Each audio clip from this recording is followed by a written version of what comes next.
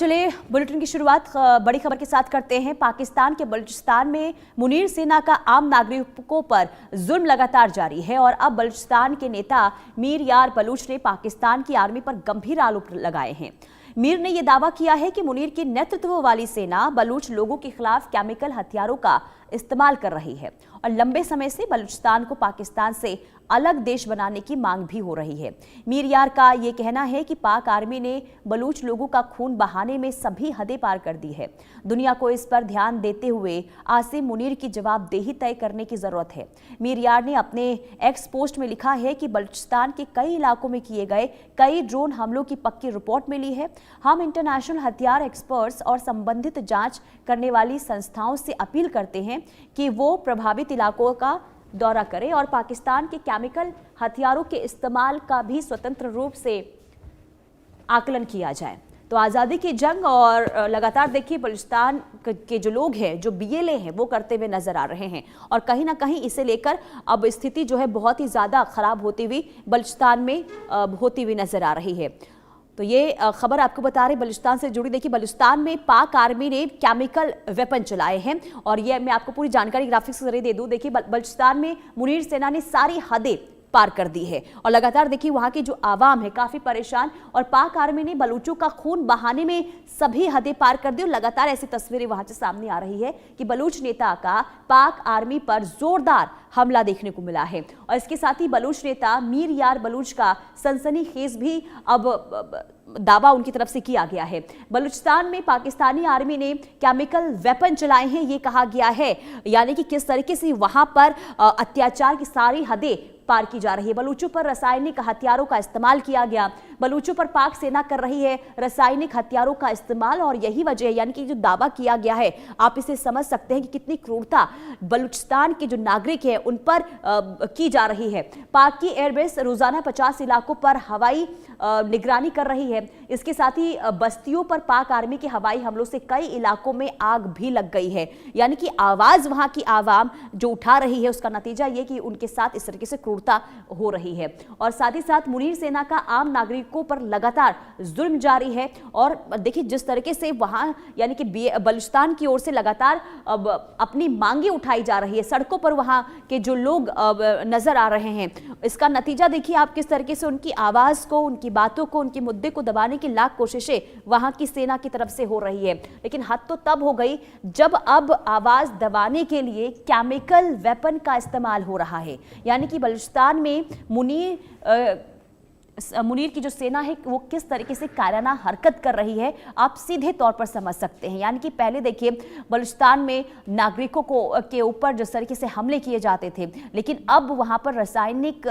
Weapon जो हैं उससे लोगों पर अब हमले हो रहे हैं, उन हथियारों का इस्तेमाल किया जा रहा है और इससे जो बलूच लिबरेशन आर्मी है वो काफ़ी गुस्से में है और कहीं ना कहीं देखने को भी मिला है कि बीएलए की तरफ से कई बार पाकिस्तान की सेना पर हमले भी किए गए हैं और इसका सीधे तौर पर देखिए जो मांग हो रही है बीएलए की तरफ से, बलूचिस्तान की तरफ से, यानी कि अलग मुल्क की ये मांग कर रहे हैं, आज़ादी की मांग कर रहे हैं और इसी को लेकर वो सड़कों पर उतर आते हैं और वहाँ की सेना और सरकार के खिलाफ आवाज़ उठाते हैं। लेकिन इन आवाज़ों को बंद करने का काम वहाँ की सरकार, वहाँ की सेना कर रही है। लेकिन अब देखिए किस तरीके से जो मुनीर हैं उनकी बौखलाहट साफ तौर पर देखने को मिल रही है कि अब केमिकल वेपन का इस्तेमाल हो रहा है और उन बेगुनाहों की आवाज़ दबाने की कोशिश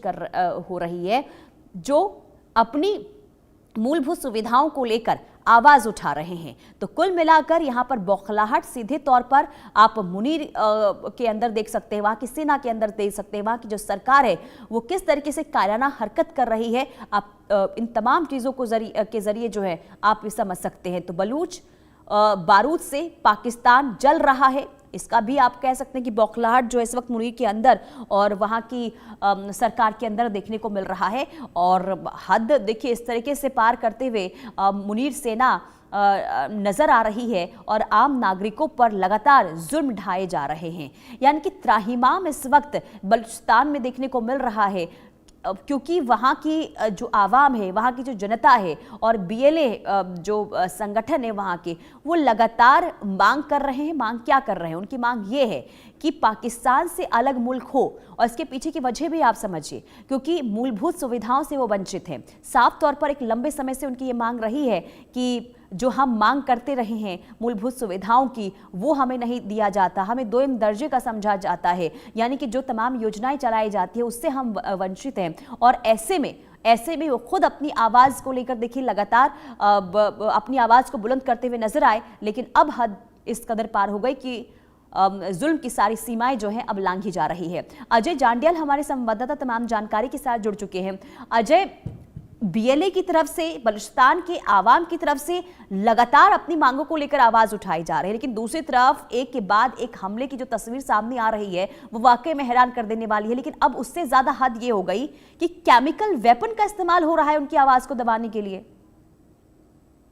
देखिए, बिल्कुल अगर आप देखें तो पाकिस्तान लगातार जो अत्याचार वहां के लोगों पे करता है वो दुनिया से छुपा नहीं है। और अगर अभी ताजा मामला देखें तो कई तरह के केमिकल वेपन का इस्तेमाल पाकिस्तान इसलिए कर रहा है क्योंकि पाकिस्तान वहां जो लोगों के प्रदर्शन है उनको काबू नहीं कर पा रहा, ना खैबर पख्तूनख्वा में ना बलूचिस्तान में। तो ऐसे में अब वहां के लोगों पर अत्याचार के साथ साथ अब केमिकल वेपन का इस्तेमाल, यानी कि हथियारों के बजाय केमिकल हथियारों का इस्तेमाल करके लोगों को नुकसान पहुंचाने की, उनकी जान लेने की कोशिश पाकिस्तान कर रहा है। और ये नई चीज है इसलिए क्योंकि अगर आप देखें तो कुछ समय पहले जो दिल्ली में धमाके हुए थे वहां पर भी अब किस तरीके से अमोनियम नाइट्रेट यानी कि केमिकल हथियार बनाकर उसके जरिए वहां पे हमले करने का या आतंकियों को प्रशिक्षण देने का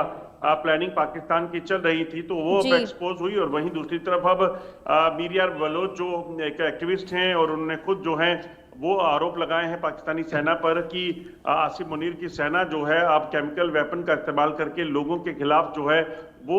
इस तरह से उनको नुकसान पहुंचाने की कोशिश कर रही है ताकि लोग जो हैं वो दुनिया के सामने कोई भी चीज सामने ना आए और लोग भी लेकिन मारे जाएं। पाकिस्तान के जो हालात इस वक्त बने हुए हैं, अंदरूनी कलह जो देखने को मिल रही है तो दुनिया के सामने पहले ही आ चुकी है, और ऐसे में ये जो अब काराना हरकत की जा रही है, बेगुनाहों के ऊपर जो अत्याचार किए जा रहे हैं, इससे क्या समझा जाए? देखिए, दरअसल पाकिस्तान अपने अंदर खाने की जो सिचुएशन है उसे संभालने में बिल्कुल फेल हो चुका है। चाहे वो खैबर पख्तूनख्वा का इलाका है, बलूचिस्तान का इलाका है, या पॉलिटिकल सिचुएशन अगर आप देखें जिस तरीके से पाकिस्तान में इस्लामाबाद में हुआ, रावलपिंडी में कल हुआ, गिलगित में जो चल रहा है, तो ये साफ बताता है कि पाकिस्तान हर फ्रंट पे फेल हुआ है। शहबाज शरीफ की सरकार वहां फेल हुई है और आर्मी जो है वो जिसका अपर हैंड वहां माना जाता है वो पूरे तरीके से फेल हुई है। तो ऐसे में अब कहीं ना कहीं लोगों के खिलाफ अत्याचार करना, लोगों के खिलाफ जो है वो जंग छेड़ना,